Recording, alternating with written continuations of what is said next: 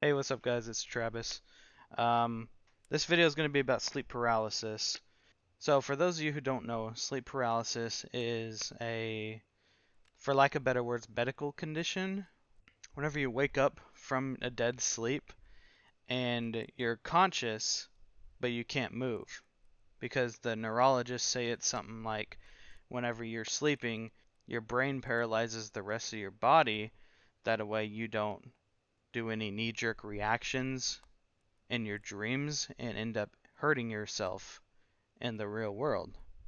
So the brain shuts down your body when you're sleeping, but sleep paralysis is whenever that chemical is still in your body, causing you not to be able to move, but your eyes are open and you're conscious.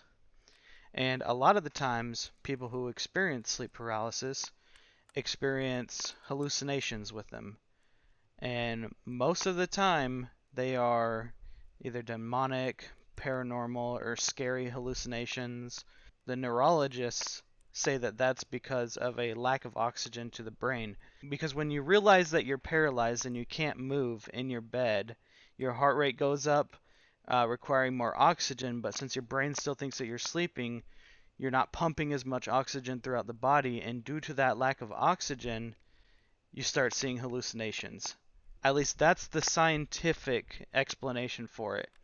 Me personally, I don't believe that. I think that there's too much of a coincidence because I've done some research. I've done a lot of research on sleep paralysis. I've listened to other people tell their stories. I've read the medical reports.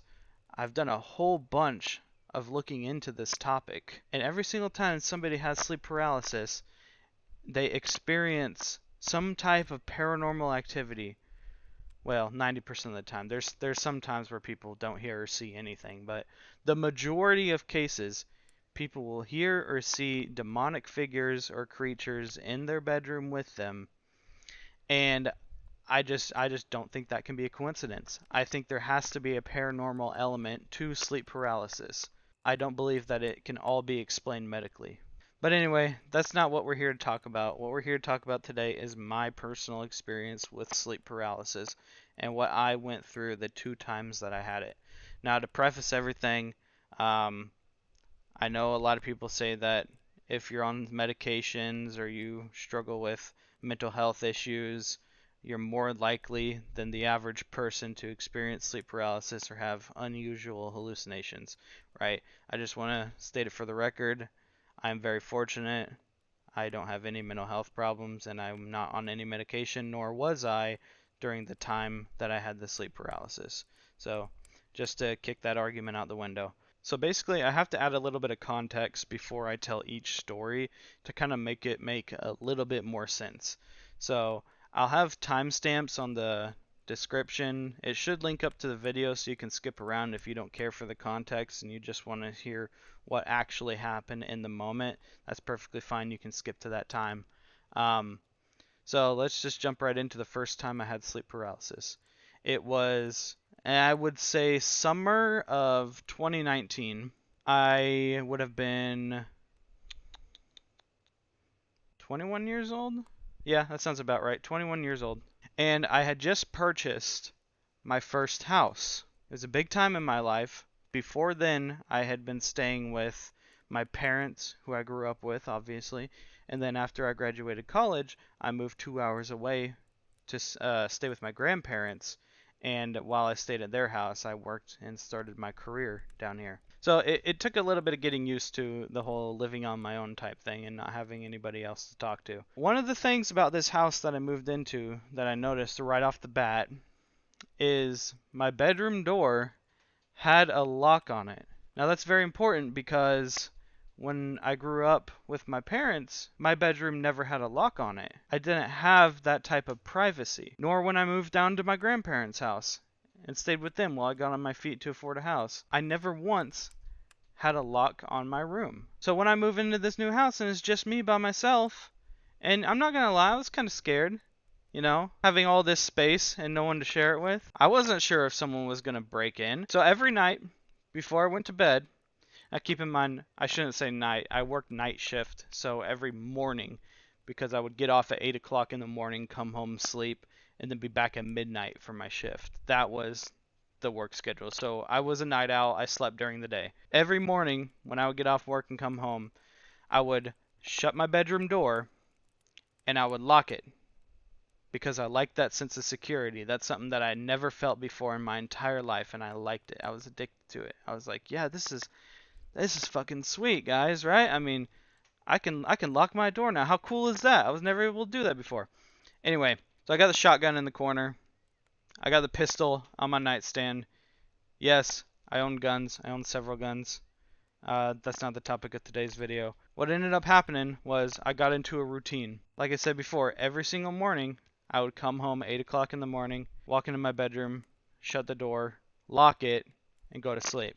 I did that for a few months. Come one day, I get off at 8 o'clock in the morning, I come home, and I am just fucking pooped. Like, I don't know what it was, if the shift wore me out, if I didn't get enough sleep the day prior, but for some reason, I was extremely exhausted.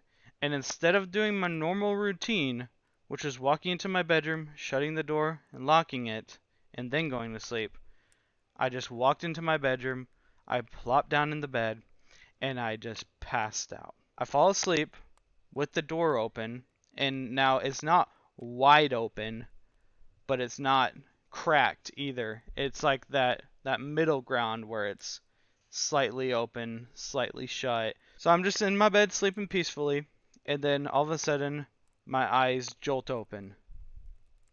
And now I'm laying on my right side, and the door is right in front of me. And so I'm sideways, and I can see the door, and my eyes shoot open, and the first thing I see at the fucking door is a figure. It's a silhouette. It's like one of those shadow people is the best way to describe it. And it's got glowing red eyes. I will never forget that. They had glowing red eyes like you see in all the memes and stuff. And he's got one hand up here on the door, one hand down here on the door, and he's peeking through just enough to where I can see both of his eyes and both of his hands right here. And he's staring directly at me. And in that moment, my first thought is to scream, to try and get whatever this thing is to run off. So I go to open my mouth to scream, and nothing comes out. I can't even open my mouth. I'm trying to scream as loud as I can. I'm trying to get up and grab my gun and shoot whatever the fuck this thing is. But it's not working. I can't do anything. I can't move. So I'm forced to stay in my bed, stare at this thing, trying to scream, not being able to get anything out. And keep in mind, this is the first time sleep paralysis has ever happened to me. I didn't even know what it was before this experience. I had to go look it up after. Like, type on Google, oh, demon in my bedroom, couldn't move, type of thing. That's how new I was to the experience. So it was that much more terrifying to me. So what ends up happening is I have a staring match with this thing for, I don't know how long. It had to be a few minutes, couple minutes. I wouldn't say longer than 5. Before my body just shut down. And my body's like, you're exerting too much stress. We need to put you back to sleep. And I fell back asleep. Staring at this thing. When I woke up a couple hours later, the door was in the same position. It hadn't moved. The creature was gone. And I was perfectly fine. And there was nothing in my house. So that was the first time I ever had an experience with sleep paralysis. I did not enjoy it, and 0 out of 10. Would not do it again, except it did happen again. But like I said, we'll get into that here in a second. Now, a lot of people are going to try and say, oh, hey, your mind made that up. You got into the routine of coming home and locking the door before bed, and so the one time that you didn't, your mind was thinking about that, and you thought up of an imaginary intruder on that day. I don't believe that. I believe that what I saw was truly a paranormal creature, and it was tormenting me. Now, I don't know if it was a demon or a devil or how any of that crap works. I don't know it. What I do know is that this thing was real, and this thing was in my room, and it was looking at me. I shouldn't say in my room, halfway in my room, half. You get what I'm saying. I never had a bad experience with it ever again. I went back. Funny enough, I went back to locking my door before bed every single night. After that happened, I was like, no, I don't want you coming back. It seems like the door was the only thing keeping you out, so we're gonna go ahead and shut it and lock it every single night. And it's actually funny because that was back in 2019. It's 2024 right now, and I have slept with the door open, cracked open, propped open several times since then, and this creature has never returned to visit me. So that's a good thing. Now, the second incident happened a year after that. So it's 2020. I had been having issues in my house with mice. I had a couple mice get in and made themselves at home and started eating my bread and chewing through my chips and stuff like that. If you've ever had to deal with mice, it's not fun. So what I ended up doing to deal with them, and you can say what you want about this, it's just what I had at the time. I used glue traps, okay? I know they're not humane. I know you shouldn't use glue traps, but that's what I had available, so that's what I used, okay? I set out all the traps around my house. I got several of them. I got a couple in my bedroom. I got a couple in the kitchen. I got a couple in the living room. And still working the same job, still working the same schedule. One morning I get home, I walk inside, and I'm making me some breakfast. Well, while I'm making breakfast, I hear this sound. It sounds like dragging across the floor. And I'm like, what the fuck is that sound? So I'm like trying to identify where it's coming from, and I eventually realize it's coming from under the oven, where I had placed a glue trap. And so, I take the thing out of the oven, I remove all the pots and pans, I get down underneath it, and sure enough, there's a mouse on my glue trap. So, I know glue traps aren't humane, blah, blah, blah. I get the mouse, I put it in a bag, double bag it, walk outside. I'll spare you the details. I dispatched it. Came back inside, do my thing, no big deal, right? Go to bed, and nothing happens, okay? I catch the one mouse in the glue trap, and that's it. A week goes by, 2 weeks go by, I don't catch any more mice, but I'm still seeing droppings. So I know that there's another mouse that I still need to catch. One day, I get off work, I come home, I do my normal routine, shut the door and lock it, I get in my bed, and I fall asleep. Now this time, I'm laying on my back, right?